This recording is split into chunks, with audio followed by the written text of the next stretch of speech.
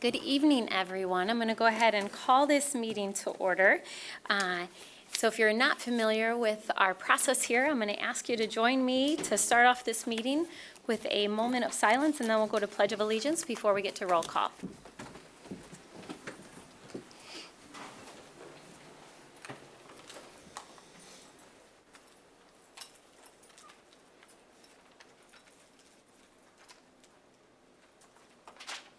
Thank you. I pledge allegiance to the flag of the United States of America and to the republic for which it stands, one nation, under God, indivisible, with liberty and justice for all. Thank you. I also want to take this moment before roll call and introduce our interpreter who's here with us tonight, Mr. Caleb Gonzalez. Hi, welcome. Thank you. Good evening. We are pleased to provide Spanish interpretation services for those in attendance this evening. This includes interpretation during the meeting, and for those who want to provide public comment. If you are interested in these services, please visit the table outside the commissioning chamber. Muy buenas noches. Estamos complacidos en dar el servicio de interpretación en español para los participantes que necesitan la asistencia esta noche. Este incluye la interpretación durante la reunión al cual que asistir a cuales que quieren dar algún comentario público. Si están interesados en estos servicios, visita la mesa localizada afuera de la Cámara de Comisión. Gracias. Thank you, Mr. Gonzalez. All right, next that will take us to roll call. Commissioner Moody? Present. Commissioner Jones? Commissioner O'Connor? Present. Commissioner Yasasi? Here. Commissioner Repart? Here. Commissioner Lanier? Present. Mayor Bliss? Here. Madam Mayor, at this point in time, I'm going to ask if I can be excused. I have a great emergency that I need to take care of. Yes, sir. Yeah.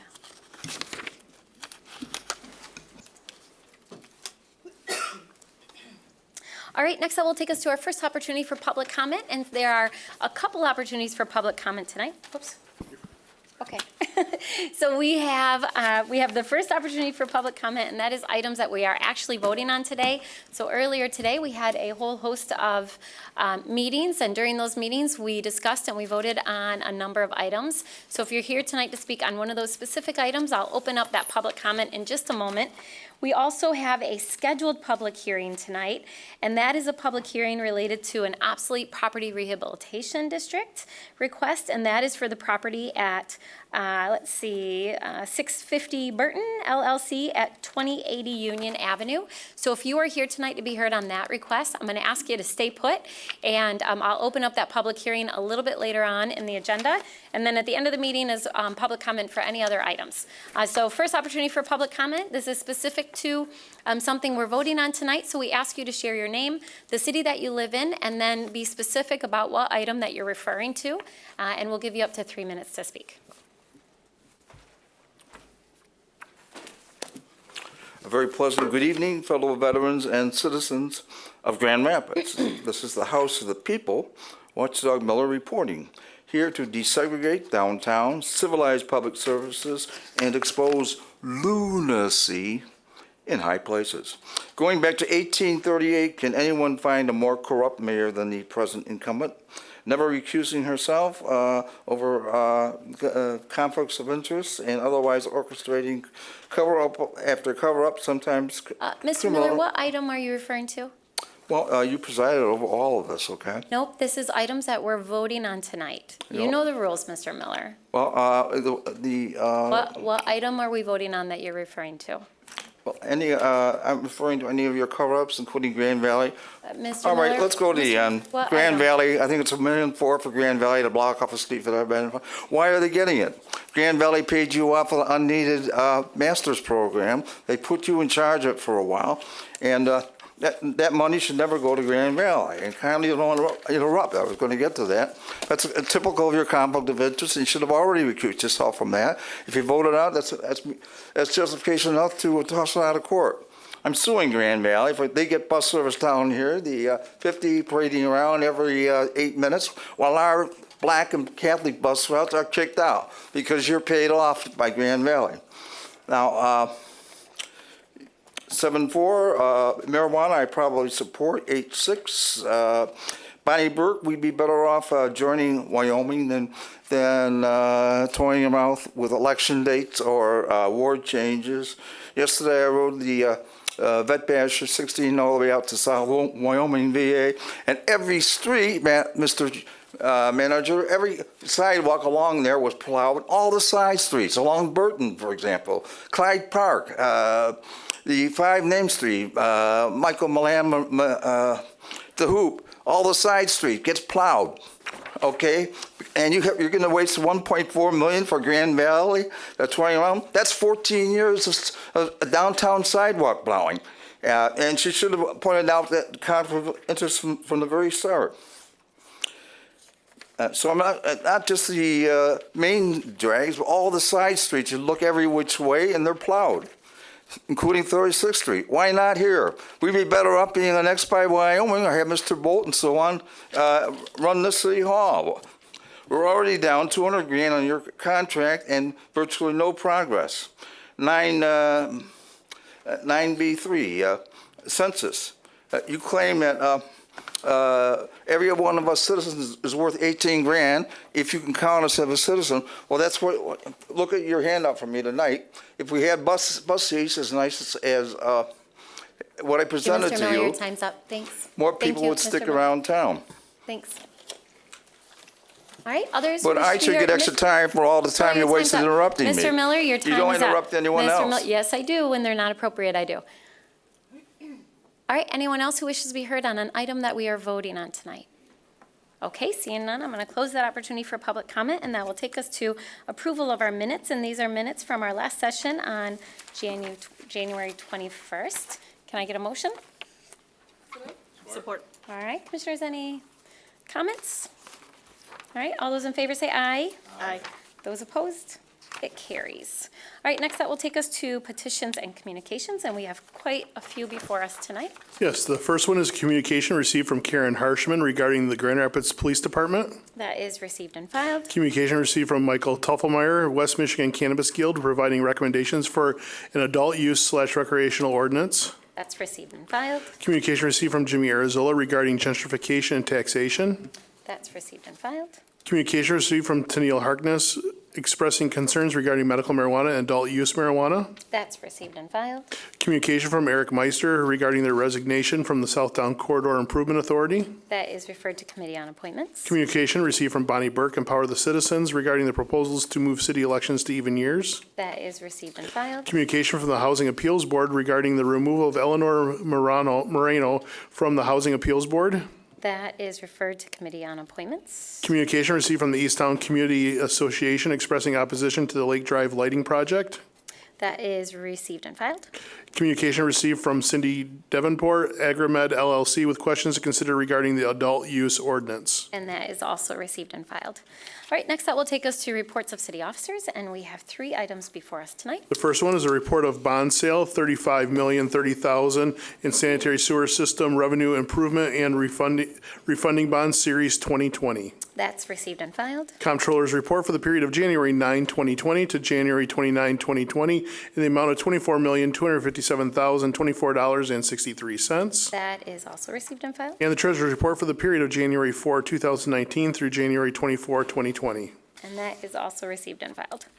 All right, Commissioners, next that will take us to our consent agenda and reports of standing committees. So our consent agenda, if you're not familiar with this, these are items that we talked about earlier today, and they were voted on unanimously. So tonight, with one voice vote, those items will be adopted. Can I get a motion for consent? So moved. Support. All right, Commissioners, any questions or comments? All right, all those in favor say aye. Aye. Those opposed? It carries. All right, that takes us to ordinances to be adopted, and we have 2 ordinances before us tonight. We'll start with the first one. First one is ordinance amending sections 1 and 3.2 of ordinance 2019-53, update of ranges for certain non-represented classifications of the city of Grand Rapids. So moved. Support. All right, Commissioner Jones, you want to tell us about this? Yes, Mayor. As part of our efforts to recruit and retain quality leaders in a highly competitive marketplace, the Human Resources Department has reviewed non-represented classifications and recommends adjustments to 27 of the 60 positions currently classified as non-represented. This is in addition to 3 non-represented support classifications addressed in a separate agenda item for our approval. Recommendations are informed by current market observations, such as market competitiveness, recent recruitment experience, and in some cases, unresolved questions of recommendations from the 2017 Siegel Walters classification study. With the implementation of these changes, all work informed by the 2017 study will be considered closed. All right, thank you, Commissioner. Commissioners, any questions or comments? All right, this is a roll call vote tonight. Commissioner Isasi? Yes. Commissioner Jones? Yes. Commissioner Lanier? Yes. Commissioner O'Connor? Yes. Commissioner Repart? Yes. Mayor Bliss. Yes. All right, that will take us to our second ordinance tonight. The second one is an ordinance amending Section 3.1 of Ordinance 2019-53, update of ranges for certain non-representative classifications of the city of Grand Rapids. All right, can I get a motion? Support. Thank you. Commissioner Bart, you want to tell me about this one? All right, thank you, Mayor. This is another amendment to several pay ranges and titles for non-representative support staff that resulted from a broader analysis of non-represented classifications across the organization. These recommendations are informed by current market observations and in some cases unresolved questions or recommendations from the 2017 Siegel Waters classification study. The pay scale changes for two non-representative clerical confidential classifications address challenges in attracting and recruiting non-represented clerical confidential candidates. The other classification adjustments align with the recommendations of the 2017 study. Great, thanks. Commissioners, any questions or comments? Mayor, I'd just like to make one comment. The Civil Service Board, as you know, as been mentioned in the two items here, has now finally closed the study, the compensation study that we started on, I think, in 2017. And what I've asked for is that they then come back to the commission to kind of bring you guys up to speed, because we've had quite a few different salary changes and things of that nature. So I think they're working on that now. So hopefully you'll kind of get a final package to know kind of all of the work that went into that. Great, thank you. I appreciate that. It was actually on my list to follow up with the city manager on, so thank you so much. Yep. And thanks for your service on civil service. Yeah. All right, any other questions or comments? All right, this is a roll call vote tonight. Commissioner Jones? Yes. Commissioner Lanier? Yes. Commissioner O'Connor? Yes. Commissioner Repart? Yes. Commissioner Isasi? Yes. Mayor Bliss. Yes. All right, Commissioners, that will take us to our scheduled public hearing. And so this public hearing is related, actually, first, can I get your permission to take both of them together since they're for the same project? Yeah. Yes? So this is a public hearing to consider the establishment of an obsolete property rehabilitation district pursuant to PA 146 of 2000 for 650 Burton LLC at 2080 Union Avenue Southeast. And then also a public hearing to consider an application for 10-year obsolete property rehabilitation exemption certificate pursuant to PA 146 of 2000 for the same project located at 2080 Union Avenue Southeast. So notification of this public hearing was made pursuant to state laws. What we'll do is we'll start off with giving Mr. Klooster an opportunity to give us some background, and I see that we have a representative from the organization here as well that we will allow to speak, and then we'll open it up for questions that the commissioners may have, and then if you're here to be heard on this public hearing, I'll open it up after that for you to weigh in. So, Mr. Klooster? Good evening, Mayor and Commissioners. Two public hearings related to a project at 2080 Union, which is the property highlighted on the map there on your screen, and is part of a larger overall redevelopment of that entire block, which James Lewis from Pinnacle Construction can give you some more details on the overall project. But this is specific to the building that you see on that in the red outline there, 2080 Union. It's a 24,000 square foot former gymnasium, which was used most recently for a charter academy, which is closed. The proposed project would be the redevelopment of that building for the use for Samaritas to consolidate its West Michigan offices at that location. The property was inspected by the city assessor and meets the definition of functionally obsolete, which qualifies it for this program. The investment in the project is approximately $3.8 million. That's the part of the project specific to this building. When the project's complete, the consolidation of the offices there will result in 105 jobs moving from within the city to this property. So those are retained jobs. and then the opportunity for 30 new jobs at the facility as well, with average wages of just under $25 per hour.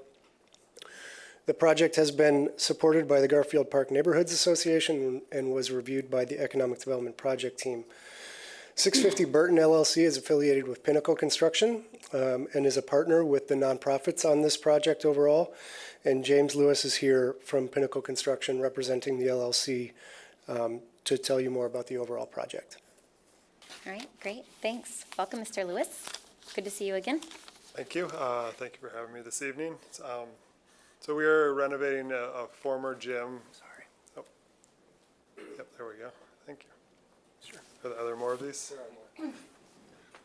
All right, yeah, so we're renovating the former gym for the St. Joseph Seminary campus into a office space for Samaritas, consolidating their Western Michigan offices. They have 3 different offices here in Grand Rapids. It'll also allow them to expand and hire more people as they receive more funding for their services here, primarily foster care with also some refugee services at the site. There's about 24,000 square feet of office space by the time we're done with it. As you can see, we're adding a whole lot of new windows. We're completely replacing the mechanical, electrical, plumbing systems in the building. It's basically an entire gut of the building, new roof, upgraded parking, new,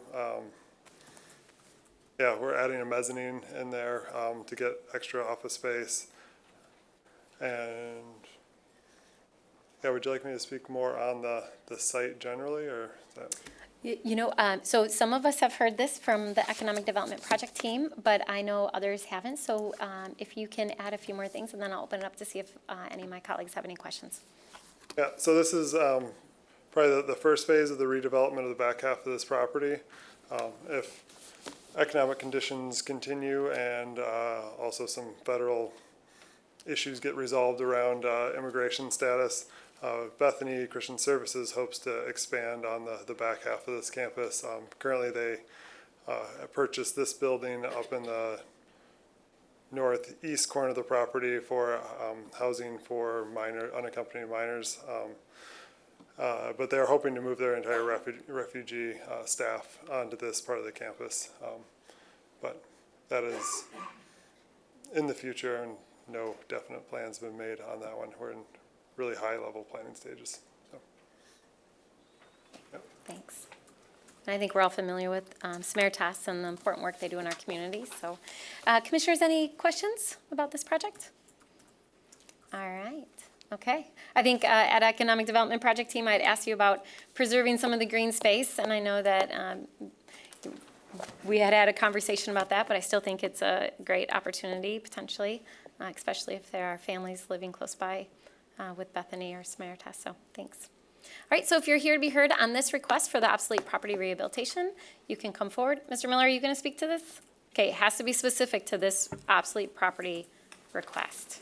Specific, you were a seminarian? So anyway, I've been in there. I fantasized over the years this would be a great spot for a Catholic Central football stadium. The seminary was probably open a good 60 years. It'd be a perfect spot for SROs. I'm requesting that the city purchase this property and convert the seminary to SROs for genuine U.S. citizens. This group of Samaritas should be scrutinized for sanctuary city violations or softness.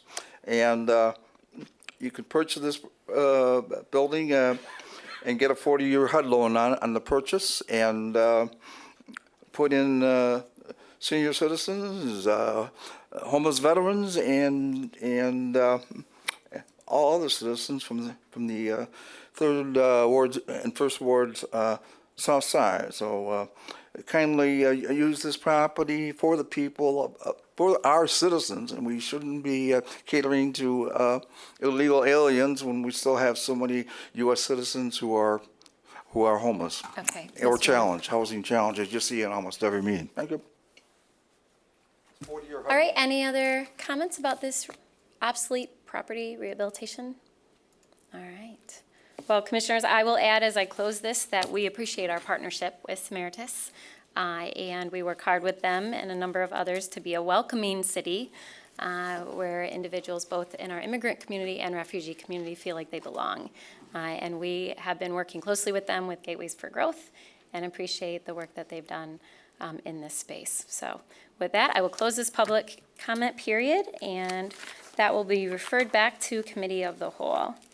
All right, next up will take us to our last opportunity for public comment tonight. So if you are here to speak on any other item, you are welcome to come forward. Same rules apply. We ask that you share your name, the city that you live in, and we'll give you up to 3 minutes to speak. Mr. Townsend, are you coming up? No. Okay. Hi, good to see you. Yeah, my name is Townsend, Johnny Townsend. I live at 10 Delaware in Grand Rapids. And I was here the last time and passed out a few flyers. And what I wanted to say, the reason that I was seriously disturbed by what happened, and it happened probably 40 years or 42 years ago, is when you see a guy with a gun put right at his heart and shot in the heart and the blood pours out like you done open up a fire hose. You have issues with that for the rest of your life, especially if the guy was a friend of yours. And then, not only that, the situation that happened after the guy got shot. They said that there was no other choice, that they had to shoot this guy, that he had the knife no more than a few inches from the other officer's heart. If you read that statement by some of the witnesses, there was one police on one side, one on the other side. There is no way that he could have possibly had that knife that close to the guy's heart. And the other officer, he was shot by an officer named Zedemiah Mazetis, or whatever it was. I don't remember their name now. But O'Connell was Officer O'Connell was the one that was wrestling with the suspect. And at that time, the suspect's last word to Officer O'Connell was, "Officer, I am not here to harm you." And Zamitis got out of the car, come up and put the gun to the guy's heart and shot him. And I called him a few nights later and asked him, why did he put the gun to this guy's heart and shoot him when he could have shot him in the arm or in the leg or anything? And the only thing he was interested in was, how did I get his phone number? And I said, you listed in the phone book, there's only one Richard Zamitis in there. He was more upset about me getting his phone number than he was about shooting this person. And the reason I hate to bring that up is because it looked like it done turned out to open season on Walmarts and police officers all of a sudden now. But when you see somebody do something like that there and nothing happen about it, that makes it bad on every other officer. Just like back last week when they found this officer drunk, passed out in the car. It was all over the news. Everybody tried to cover that up. Everybody got cameras now. You got cameras now. They taking pictures of everything now. It's just that I'm going to let the 40-year-old murder go, but I just wanted to get that out there, that guy was killed for no reason at all. And he was, like the guy said, too drunk to stand up. I pass with that. Thank you, Mr. Townsend. All right, others who wish to be heard?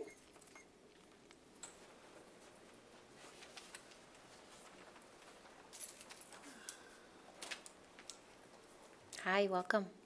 Thank you. Good evening. My name's Teresa Phillips, and I just wanted to take us back to Section D, number 8. That's a community park. I just wanted to say that park has been through a lot of changes. It used to have a pool, but then we started getting different people in the neighborhood, different people using the park for different things. And the park went down.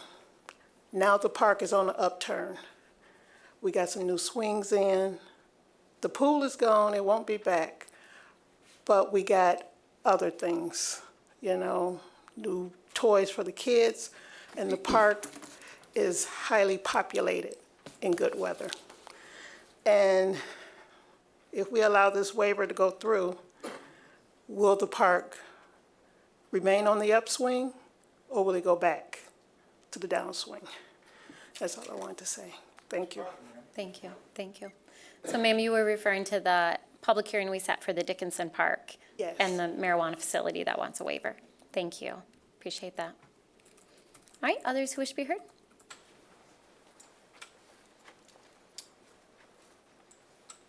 Honorable Mayor, I don't Hi, have Ma- the options to provide you with actual photographs, but I have them here on my laptop. I'd like Okay. to share them on the subject I'm about to talk to. Okay, Mr. Davis, do you want to speak? And if you, can I hold that and share it and then give it back to you afterwards? Is that okay? There's a bunch of these Okay, pictures all right. here. This is the latest one. It Okay. goes I'll swipe through them and I'll let others who want to see them.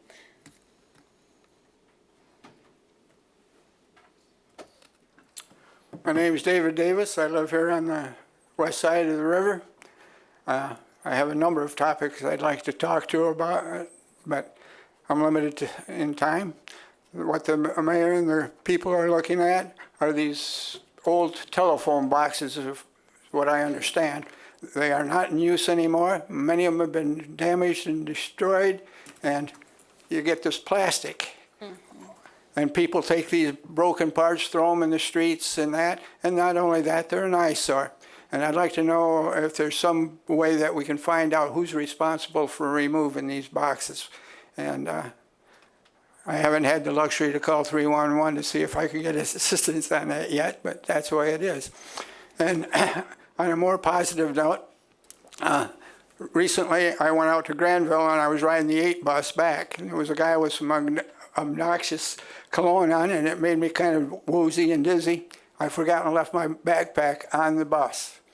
I got back to my apartment and realized I had left it. I went right back to Central Station, and there was a man coming out of the administrative building to one of the rapid station wagons. I hailed him down, and he got on radio or phone, whatever it was, and immediately notified the people that were responsible. They found my backpack within 20 minutes, and I was able to pick it up the next morning.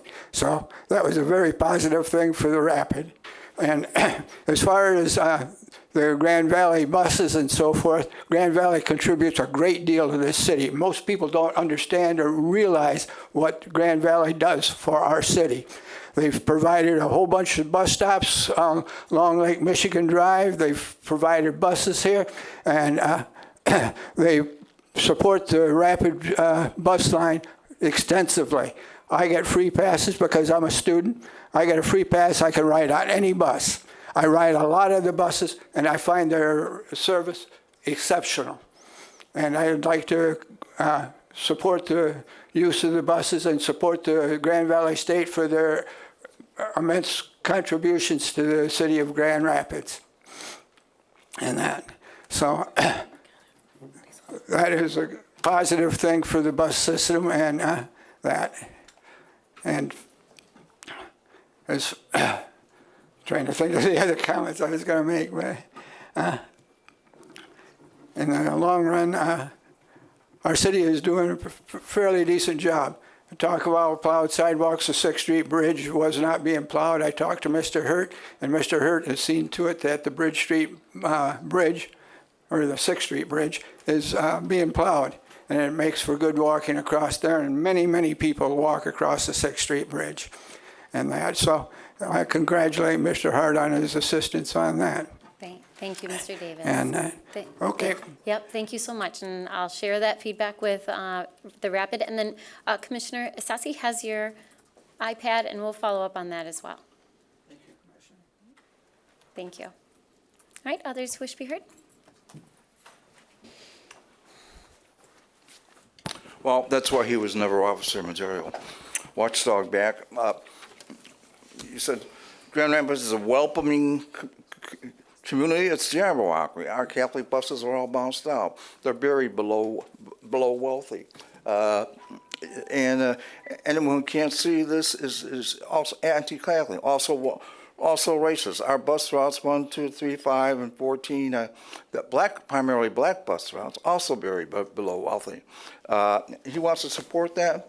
Also going on what Grand Valley did. Grand Valley stole bus stops out Lake Michigan. Two primarily off Holy Spirit's Titans. That bus stop, the 50 and the local 12, is now canceled because of that $75 million outrageous boondoggle. Also, the all stop at Family Fair, Summerwood Inn, and so forth, is at Collindale is canceled. And as far also, at one time, the 50 Grand Valley ran Lake Michigan, so those stops were limited. And basically, almost all the bus stops in Grand Rapids, except for Koval, only one bus stop remains on Lake Michigan. He doesn't do his homework. He thinks our buses should go to be buried beneath faggot-infested founders. Fine. Let's Mr. Miller, go on Mr.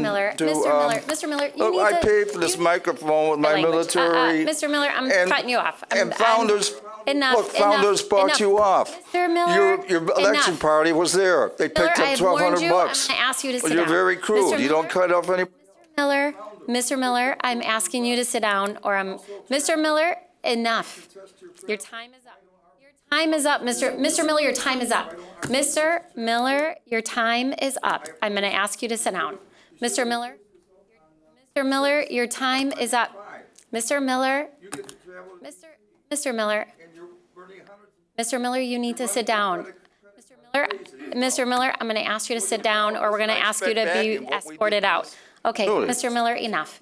Enough, Mr. Miller, no more. All right, others wish to be heard. Can I bring you these? Thank you, Chief Kittle. Pardon? Yeah, come on. Thanks.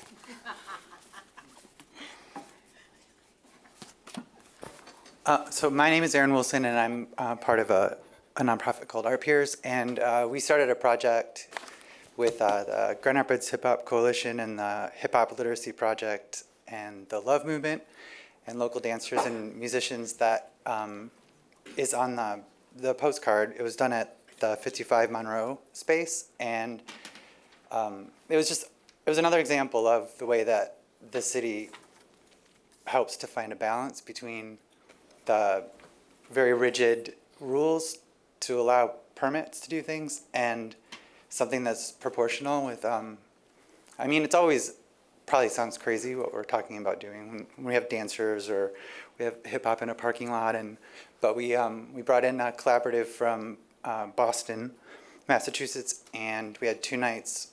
One night was live activity, and the other one was the dance film that is being released tonight. Just as a way to, we don't say it enough, but thank you for always, when I was at the theater and just always going to bat for cool stuff. So that was it. Thank you. Yeah, thank you. Thanks for sharing this. I encourage all of my colleagues to go and learn more about the great work that you're doing. All right, others who wish to be heard? Hi, welcome. Hi, welcome. Good evening. My name is Pastor Jerry Bishop. First of all, I want to thank you for your service to our community. But I'm standing on tonight on a couple points. I'm gonna read it to make sure I'm concise and within my time limit. But on the first point, I want to stand to. I'm the senior pastor of the LifeQuest Urban Outreach Center, which is located at 1050 Fisk in the 3rd Ward. And I'm standing to vehemently oppose any consideration for a retail or medical marijuana shop in the Madison corridor.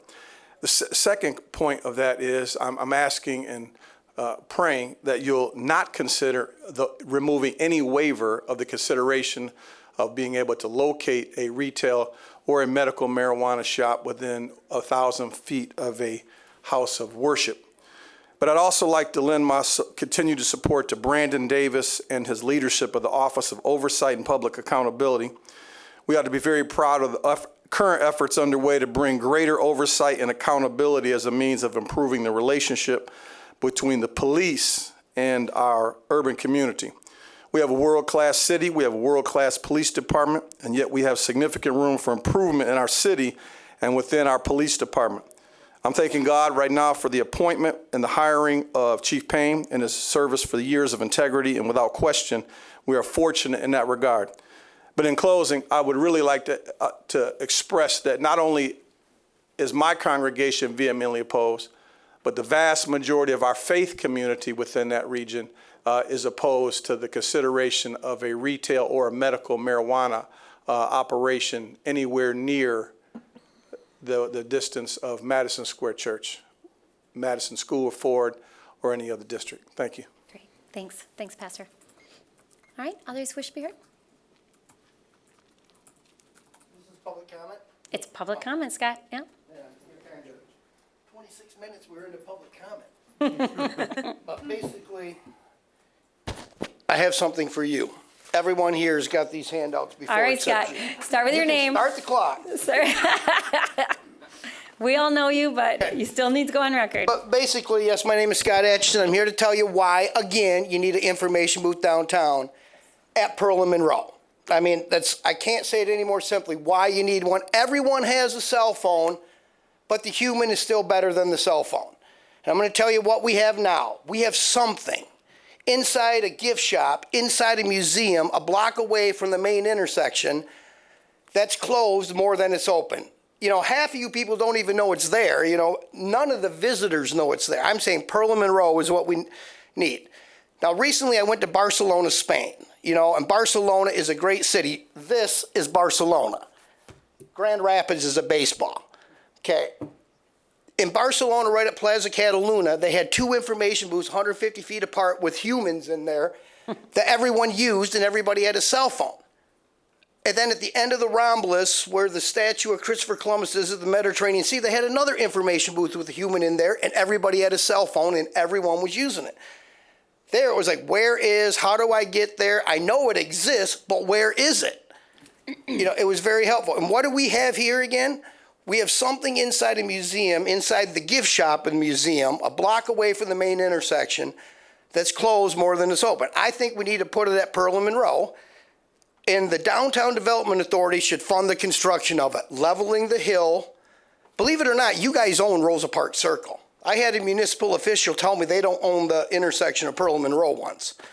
And I'm like, ugh, but that's where it needs to go. Just level it, and then the Convention and Visitors Bureau should run it every day of the year. What I want to do is make the best information booth so I don't have to spend 30 minutes on my cell phone to know, is Flanagan's open for lunch on Saturday? You know, what time does African American Museum open up on Monroe? Nobody even knows it's there. But that's what this booth will do. Let everybody in this room know what's open every day downtown. Not the suburbs, just downtown. And every visitor needs it. Because when I go to cities like Barcelona, and they have great information, and that was the most touristy city I've ever been to, more than New York or Buenos Aires.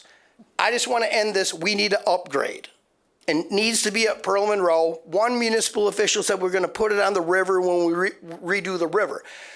And that's the wrong location. Anywhere on the river is wrong. Pearl and Monroe, and I'm going to end it there. Thank you. Thank you. Thank you, Mr. Atchison.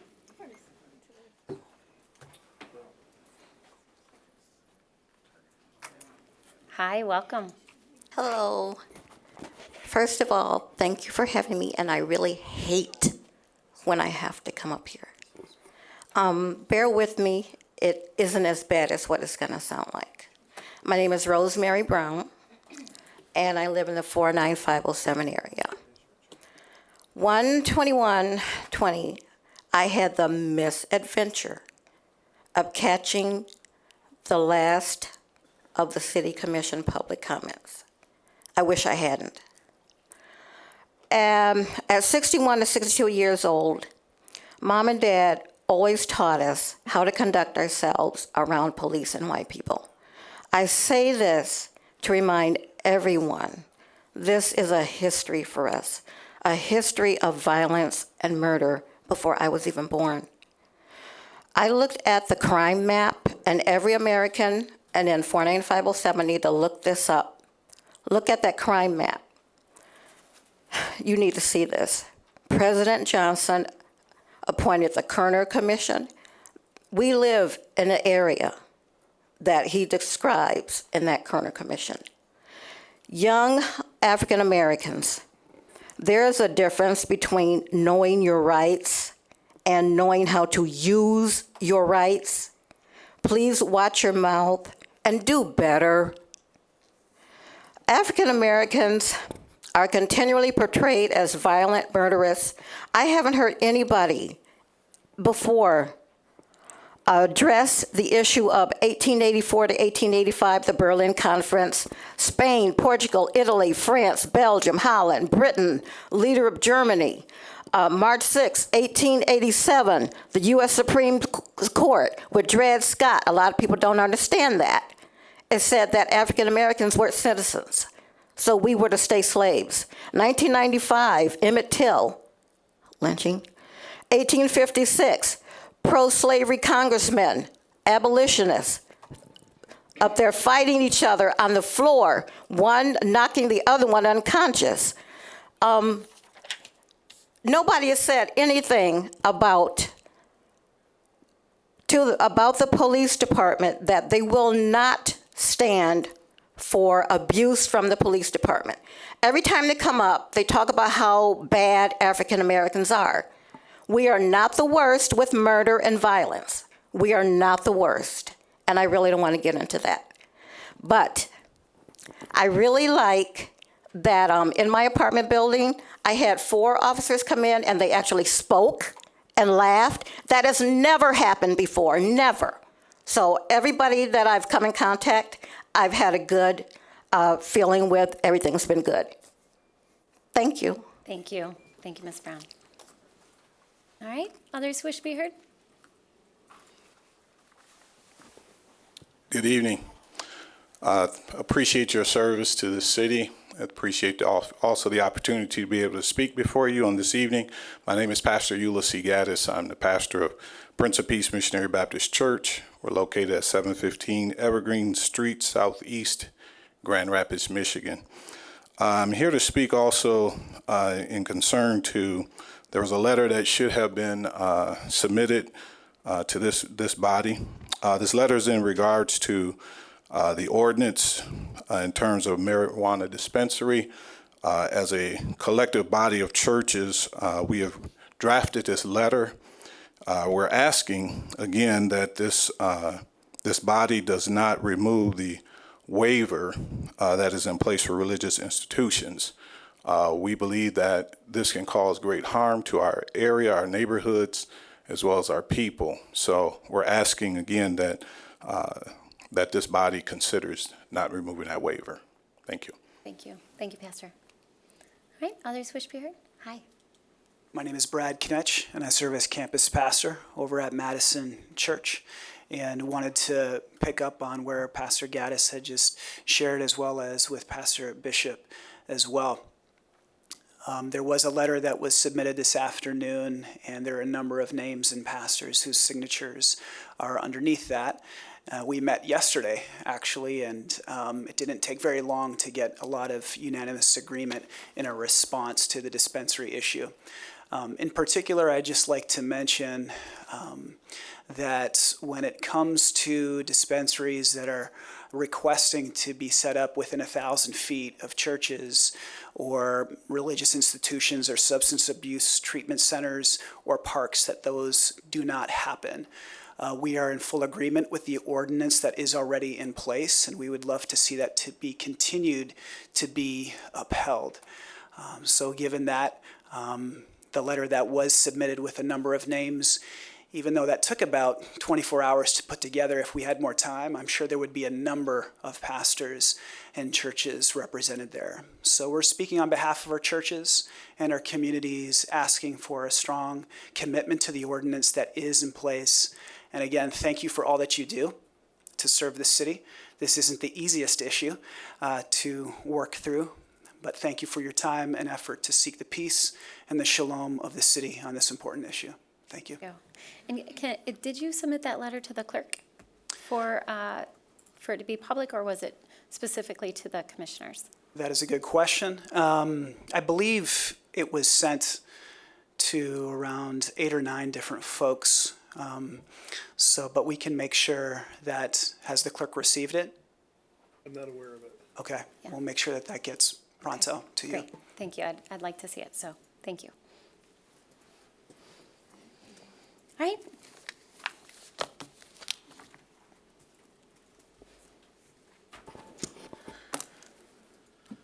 Good evening. My name is Don Lee, and I'm the chair of the Grand Rapids Democracy Initiative. And we want to start by thanking the City Commission and the members of the task force on elected representation for your time and your thoughtful deliberations around our proposals. We're satisfied that the TIFR report accurately portrays our position that residents are frustrated with responsiveness and feel unheard in important policy decisions. Our position all along has been that this is a system issue and not an issue with people occupying the commission. Some history, the 3-ward structure in Grand Rapids is over 100 years old. When implemented, the population was half of what it is now. It was intentionally designed by business leaders in the Furniture Manufacturers Association to control wages through the marginalization of resident voice after a disruptive furniture worker strike, in which workers were largely supported by Mayor Ellis and the aldermen of the time of which we had 24.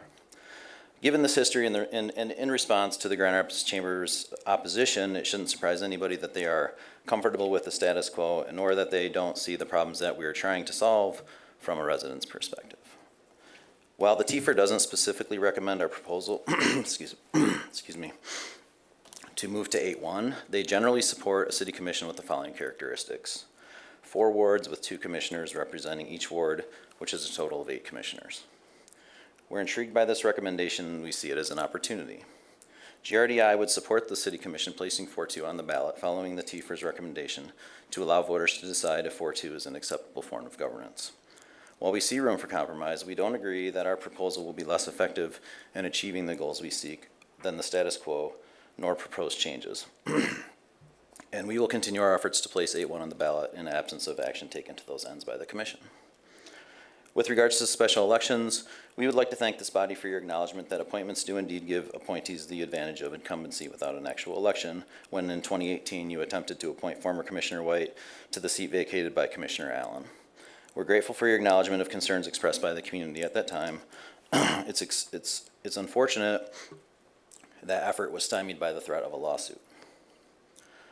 From my perspective, there's no circumstance nor timeline which requires the appointment of a commissioner. If the commission is expanded to 8 seats, in the case of a vacancy, the commission will still be functioning with 7 commissioners, which is 1 more than we have currently. Our goal is that residents cease to experience the frustration of a democracy deficit as indicated in the TIFR report. That spurred the creation of the proposals that you've had before you. Residents deserve access to power, access to resources, access to information, transparency and accountability, as well as the ability to choose their own representatives. These are simple democratic principles, and we hope that the Commission will take action on these recommendations. Thank you. Thank you. Thank you, Mr. Lee. All right, others wish to be heard? Hi, my name's Justin Barr, and I live on the west side in Grand Rapids.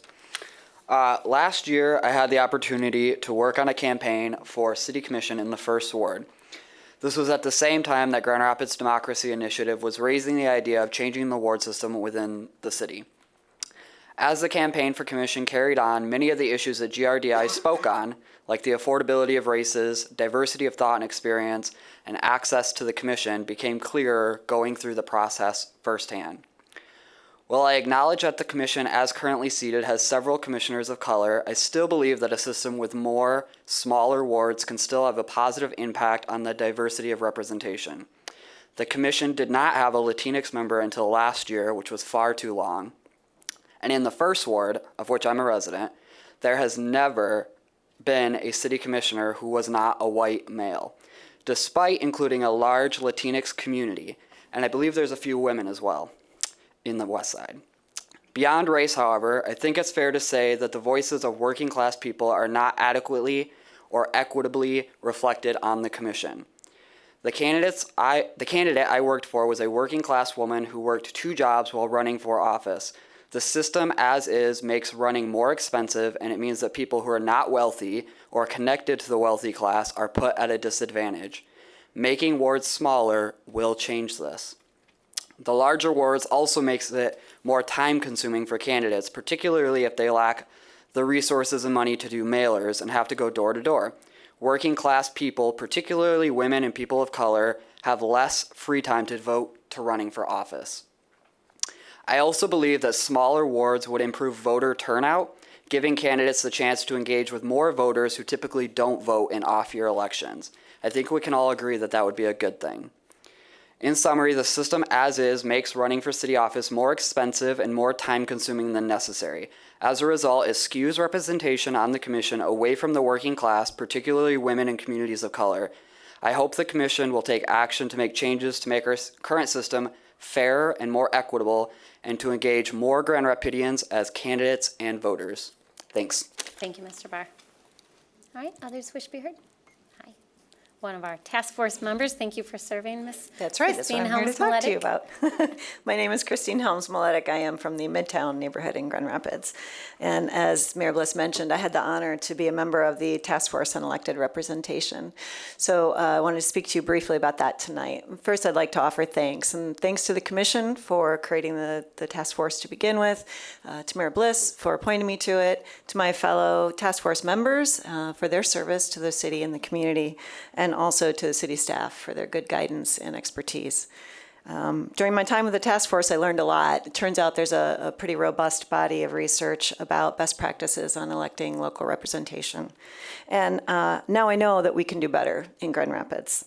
We can do more to ensure that our commission continues to reflect the racial, ethnic, gender, and ideological diversity of our city, to make sure that it's baked into the system and we don't leave it to chance or goodwill.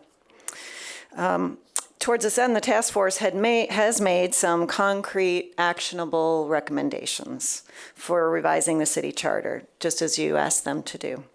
Now I'm asking you to respect the task force's time, effort, and sincerity by taking those concrete actions, and soon. I've read the city's strategic plan, and I know that you have many important priorities over the next 5 years. I'm glad that you have a vision for Grand Rapids and that you have set a strategy for achieving it. Revising the city charter as recommended may or may not fit neatly into that plan, although I do believe that it's germane both to governmental excellence and to an engaged and connected community, and probably to the other four priorities as well, by extension. But the task force has offered you an opportunity, and handed to you in this report, to significantly improve the governance of Grand Rapids for generations to come, if you will be so bold. Can we see all ends? No. Are there probably some unintended consequences from making such sweeping changes? Sure. It may be that 100 years from now, or maybe even sooner, changes will need to be made again. We evolve. But why settle for what seems to be good enough as a status quo when we know, and the task force has suggested, that we make changes to do better now? Thank you for your consideration. Thanks. Thank you. All right, others wish to be heard? Hi, welcome. Hello, how are you? Good. As Mayor, ladies and gentlemen of the commission, my name is Daniel Smith. I'm the serving pastor of Messiah Baptist Church, 513 Henry Avenue, Southeast. And I stand with the other gentlemen who have come before you to talk on the issue that's been presented. It's our understanding that there's a policy in place already that limits some of the engagement that we have with regards to marijuana dispensaries. Our concern, one of my major concerns, is that there is very inconclusive evidence of the long-term results or the long-term whatever's going to happen with marijuana usage. There's no conclusive evidence. Anytime the evidence is inconclusive, it kind of makes us like guinea pigs, like we're going to be the ones that are tested to see what's going to happen. And I think the current policies that are in place are fair. Even some of us pastors are gauging our own congregations to feel, where they stand with regard to marijuana usage and the different. In some ways, it's positive. In some ways, people still stand against it. But we are not in agreement. We stand in solidarity with this, that we're not in agreement for dispensaries to be within the 1,000, I think it's the foot range, is it? 1,000 foot range of our religious entities. We are, if you will, what we call ourselves is not anti-development more than we are just kind of being a gauge for the moral and ethical side of it.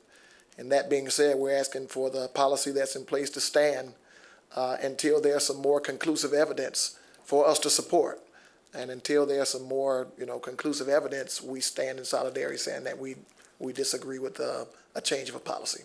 Thank you so much. Thank you. All right, others who wish to be heard?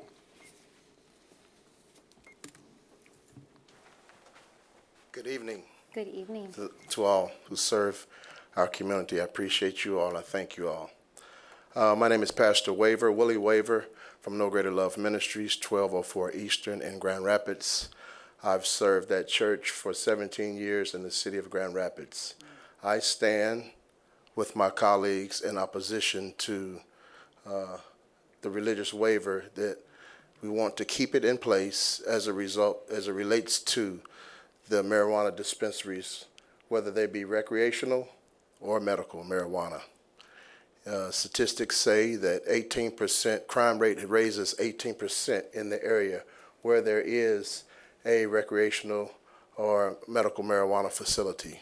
That is my concern concerning the crime rate in the areas and all the negative energy that comes along with recreational marijuana usage. Again, I stand with the pastors in this city and my colleagues to ask this commission to please keep that ordinance in place as it relates to the 1,000 feet ordinance for the marijuana, recreational marijuana and medical marijuana facilities. Thank you. Thank you. Thank you for your input. Good Hi. evening to each of you, and so good to see you again. I'm Bishop Dennis McMurray, Senior Pastor of the Renaissance Church of God in Christ here in Grand Rapids. And that study that Pastor Waver just quoted is out of Denver, Colorado, and it was published by the Justice Evaluation Journal, and we will make sure that a copy of that is given. But I simply rose to say thank you.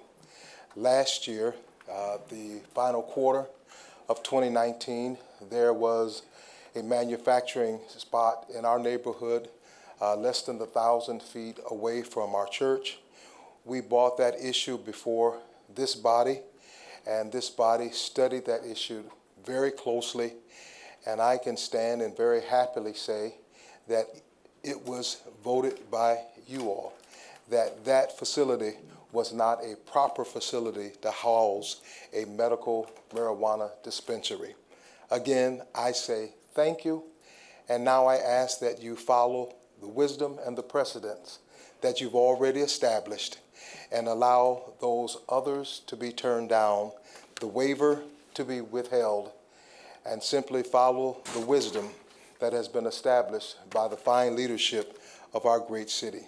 Again, on behalf of the entire congregation of the Renaissance Church of God in Christ of Grand Rapids, Michigan, I say thank you for upholding the waiver as it related to the property located at 1,000 Ken O'Shea Industrial Drive, Southeast. Every preacher is entitled to 3 closes. Here is my 3rd. Thank you so very much for upholding that waiver. Thank you. Thank you for your comments and feedback. All right, others who wish to be heard? Hi, welcome. Hello, I'm from the 3rd Ward. I was just asking, maybe not, it would be a wise decision to put a weeds place in the inner city. So that's just my comment for tonight, you know. Okay, thanks. All right, anyone else who wishes to be heard? Okay, I'm going to close that public comment period. I'm going to turn to my colleagues, and I'll start down here with Commissioner Isasi. 7:58, so thank you all for coming out. Thank you all for coming out tonight. I want to say thank you for those who were involved. We had lengthy presentations today about lead and the election task force, and so thank you to those who came out to speak about that and to share what you've learned and benchmarking, and so I'll look forward to those conversations as we move forward. Thank you. Thank you. Commissioner? Yeah, thank you, everybody, for coming out. Appreciate your perspective and that you took the time to share it with us. Yes, thanks. Commissioner? Yes, I'd like to thank everyone for coming out and sharing the perspective on a variety of topics this evening, and we appreciate your input, and thanks again. Thank you. Commissioner O'Connor? Commissioner Jones? Yep, thanks to all who came out. Thanks for your presence, for your comments, and to all, I wish you good night. Thanks. City Clerk? So absent New Hampshire's happening right now, so we are in primary season, folks. And just a reminder, 12,000 plus absentee ballots are in the mail, so be looking for those, and you don't need a reason. And then also, we launched last Thursday, hashtag #GRVotes. So if you're doing social media and you get your absentee ballot and you don't get the little sticker, we have digital stickers. So please share that on your social media. Thanks. And we met the state deadline to get the absentees out. Sure. Yes, we did. Supposed to say that with a little more confidence. Deputy City Attorney? No, thank you. Nothing? City Manager? Thank you, Mayor and Commissioners, for your thoughtful leadership today, and to everyone who's come out, and I do very much appreciate the work of the staff, who has every commission meeting done the very best to prepare the agenda for your consideration. So thank you so much. Thank you. Thank you. Thank you, everyone. Safe travels. We're adjourned. I looked at